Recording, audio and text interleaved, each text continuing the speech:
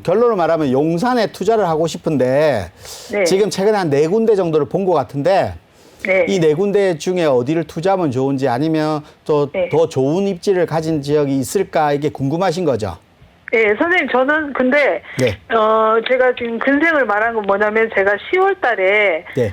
주택이 하나가 되거든요. 지금 현재 2개인 상태라, 네. 저 같은 경우는 이제 어떤 식으로 10월 달에는 주택이 하나가 되는데, 네. 그때 어떻게 투자를 하는 게, 주택이 많으면 많을수록 취득세가 많잖아요. 네. 그래서 그것 때문에 제가 근생도 지금 생각해보고 있어요. 지금 용문동에 8-1번지에 있다는 거는 네. 근생이에요? 네, 근생이에요. 아, 근생이에요. 네. 지금 3가지를 말한 것 중에 용문동 8-1번지에 있는 입지를 가진 자리는 네. 용문동 역세권 시프트 개발하는 입지를 정비구역 내에 들어가 네. 있는 거네요. 네네. 근데 정비구역 내라고라는 아파트를 짓는 거잖아요. 네. 근데 근생은 입주권이 안 나와요. 이게 이제 우리가 도정법상 입주권이 나온다 안 나온다는 뭐 조합에서 결정할 문제지만 원래 네. 법적으로는 근생 같은 경우는 우리가 전입신고를 하고 주거를 하는 게 아니잖아요. 네네. 그러다 보면 주거용이 아니기 때문에 주거용 아파트로 받을 수가 없어요. 네. 그러면 그 아파트 단지 내에 상가를 받는다든지 뭐 그렇게 하겠죠. 그러면 내가 입주권을 받는 건 아니잖아요. 입지는 네네. 참 좋은데 근생 건물이라서 저는 용문동 지역이 지금 말씀하신 것 중에 용문동 지역 입지가 가장 좋거든요. 아, 좋은가요, 지금? 네. 그래서 왜냐하면 저도 역세권 지금- 시프트 개발을 원래 용문동 같은 경우에 2013년도에 이 지역이 시프트 개발을 정비구역으로 지정됐다가 13년도에 무산됐던 거예요, 이 지역이. 아, 예, 예. 이 지역이 2013년도에 우리가 무슨 일이 있었어요? 용산국제업무지구가 2008년도 시작됐다가 13년도에 무산됐죠. 네네. 2013년도에 아래쪽에 국제업무지구가 무산됐단 말이에요. 네. 그때가 13년도인데 그때 아. 이 지역이 역세권 개발, 시프트 개발이 무산됐어요. 네. 그러면 어떤 뜻이에요? 이 지역이 2019년도에 다시 주민 공람을 열어서 우리 다시 시작하자라고 얘기를 했어요.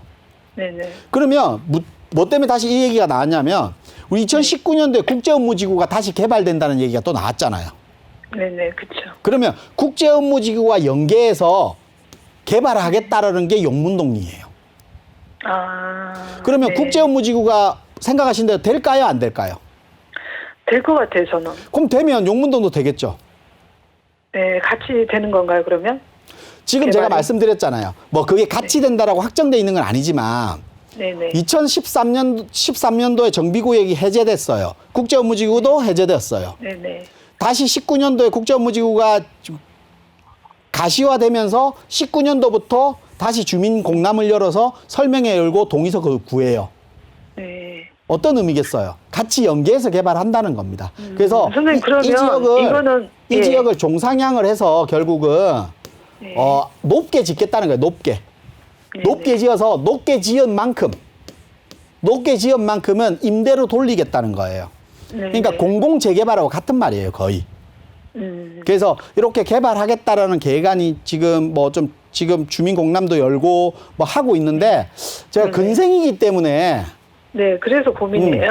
저도 매수를 우리가 네. 투자에서는 그런 게 있잖아요. 좀 아까 뭐 오프닝에도 말씀을 드렸지만 투자에서는 좀 안정성이 중요해요. 부동산은 안전하기 때문에 투자하는 거잖아요, 우리가. 네네. 근데 리스크를 안고 투자하기는 적합하지는 않는 거 아니에요. 아.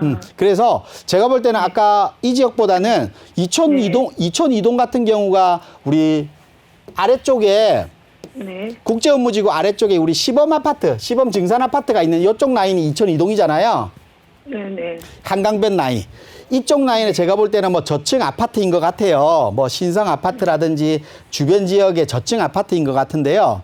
이 지역이 지구 단위 계획구역으로 묶여서 국제업무지구가 개발되면 이 지역 노후도는 개발을 필요성을 당연히 느껴야 되는 지역이에요. 그래서 네. 제가 볼 때는 용산에서 무조건 국제업무지구가 개발되면 이 지역은 같이 동반해서 개발할 수밖에 없는 입지를 가진 자리이기 때문에 네네. 이 지역에는 주택이라고 하셨잖아요. 아까 뭐 저층 네. 아파트라고. 네네. 뭐 어떤 아파트는 말씀 못 하셨지만 아파트라고 네. 하면 저는 이 이촌 2동 지역으로 네. 가시는 게 좀 맞지 않나. 자금이 아. 가능하시다라고 하면 아마 세 군데 말하신 거 자금이 다 틀릴 거예요. 그쵸. 그래서 이촌 2동 쪽으로 저는 말씀하신 것 중에는 가시는 게 용산에서는 좀 안정적이지 않나 생각이 들어요. 그래서 용산 쪽으로 용산에서는 이촌 2동으로 좀 접근을 하시고 아까 네네. 말씀하신 대로 지금은 2주택이라는 거잖아요. 그렇죠. 지금은 2주택인데 10월 이후에 한 주택을 매도한다는 거잖아요, 결국은. 예, 10월 달에는 이제 한 주택만 남게 돼요. 그러니까 10월 달에 매도를 한다는 뜻이니까 네. 지금 매도하는 게 일시적 2주택이에요? 네, 맞아요. 일시적 2주택이라고 하면 네. 지금 추가 주택을 사잖아요. 네. 그럼 일시적 2주택 혜택이 없어져요.